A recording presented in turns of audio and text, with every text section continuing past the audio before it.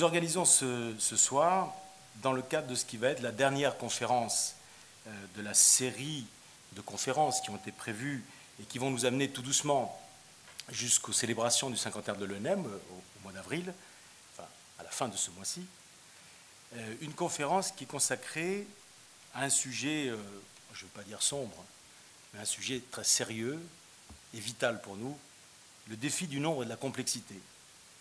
Alors ce cycle de conférences et celle d'aujourd'hui, c'est aussi l'occasion pour nous, magistrats, de faire un bilan et de voir un peu les perspectives d'avenir, de se tourner vers l'avenir, de réunir des experts, aussi bien à Bordeaux qu'à Paris, afin de réfléchir ensemble et d'échanger avec vous sur les grands enjeux qui attendent les magistrats de demain et la justice.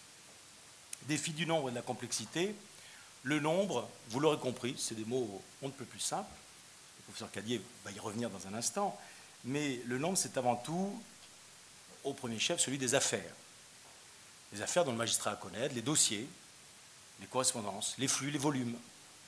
Ce sont des facteurs de ralentissement de la procédure qui se doit pourtant, selon les exigences d'un procès équitable, de respecter des délais raisonnables et de ne pas sacrifier la qualité de la justice qui est rendue.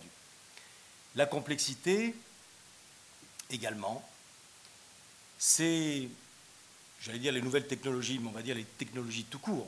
Elles sont plus nouvelles, on les utilise, elles sont contemporaines. C'est aussi la diversification des compétences que le juge doit acquérir.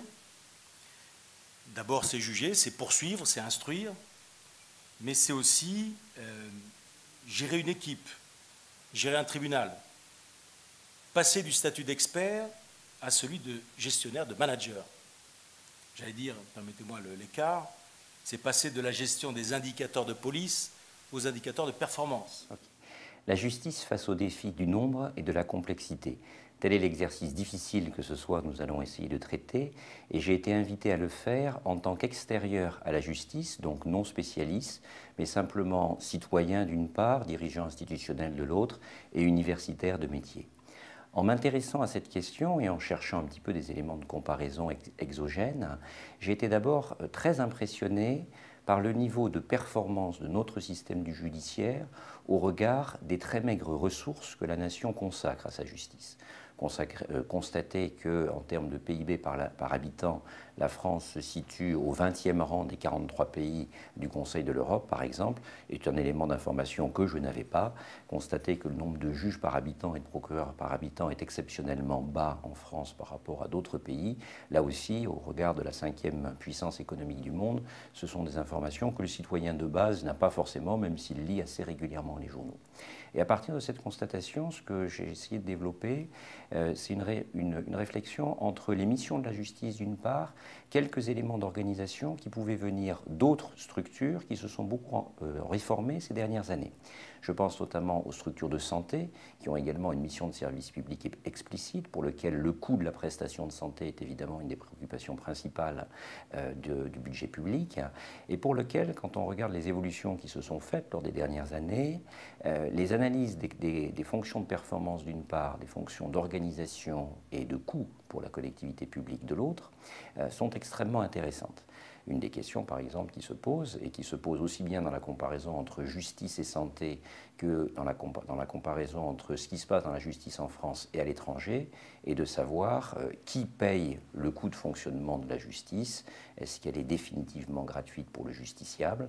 Est-ce qu'il peut être pertinent d'envisager qu'une partie de cette justice voit une certaine contribution du justiciable? Ce sont des questions organisationnelles de ce type que j'essaierai de développer, ainsi que quelques propositions en conclusion qui viennent un peu plus de la théorie des organisations et de l'expérience de l'organisation universitaire que de l'expérience de la justice, mais qui peuvent être intéressantes pour éclairer l'avenir de la justice. Donc le thème qui est traité lors de cette table ronde est la justice face au défi du nombre et de la complexité.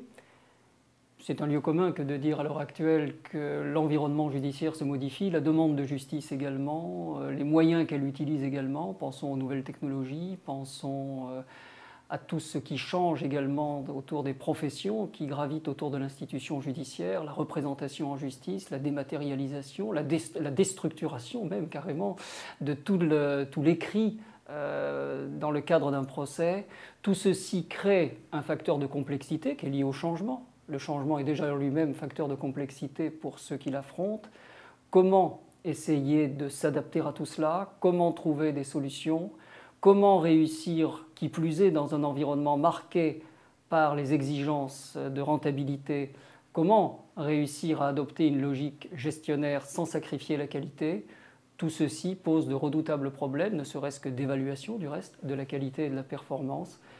Ce sont des problématiques qui pour beaucoup sont nouvelles pour une institution comme l'institution judiciaire. Notre problème est d'essayer de voir si de l'analyse de tous ces thèmes peuvent surgir quelques voies d'avenir et de nous demander, ce qui est après tout la question essentielle, si de tout cela peut naître un progrès, un rapprochement de la justice et du citoyen, et vous permettrez aux praticiens que je suis de dire une réconciliation de la justice avec le citoyen, si tant est qu'il se susurre que l'institution judiciaire n'est pas pour l'instant le service public qui a la meilleure presse auprès de nos concitoyens, ce que je regrette et n'est peut-être pas toujours juste au regard des efforts d'adaptation qui ont été accomplis ces dernières années. Simplement que de mon côté, j'interviens en juriste universitaire qui s'intéresse aux choses de la justice et du procès. Je ne répéterai pas ce que mes collègues et amis ont dit. Je crois simplement, moi aussi, que la justice française n'a absolument pas démérité dans la manière dont elle a essayé de faire face aux défis du nombre et de la complexité depuis très longtemps. Car c'est une dimension qu'il ne faut pas négliger. Le défi du nombre et de la complexité, ce n'est pas un défi récent, c'est un défi très ancien. Les conséquences de ce défi, on en entend parler depuis l'Ancien Régime. C'est la longueur, ce sont les formalités, c'est la complexité.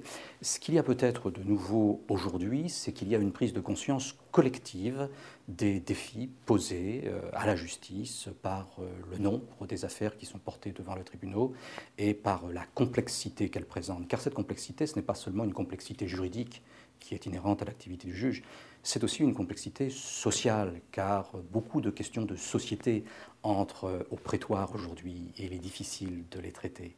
Ce n'est pas dans les habitudes de la justice. Alors il faut effectivement, avec les faibles moyens qui sont accordés à l'institution judiciaire, faire pour le mieux. D'où la nécessité de prendre en compte un certain nombre de prescriptions managériales, afin tout simplement que les deniers publics soient utilisés au mieux. Et on observe d'ailleurs que cette question-là n'est pas spécifique à la France.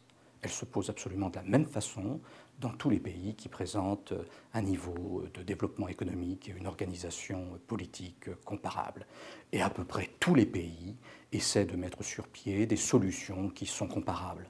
C'est-à-dire, 1, développer les modes alternatifs de règlement des conflits, 2, rationaliser la procédure et singulièrement en essayant de déformaliser, en assouplissant les circuits procéduraux pour faire en sorte, autrement dit, que chaque affaire soit traitée en fonction de ses caractéristiques, parce qu'un litige simple qui ne soulève pas de difficultés particulières ne peut pas être traité procéduralement comme un litige complexe impliquant une multitude de personnes. Ce serait du gâchis, ce serait du temps perdu. Ces solutions-là, on les trouve partout.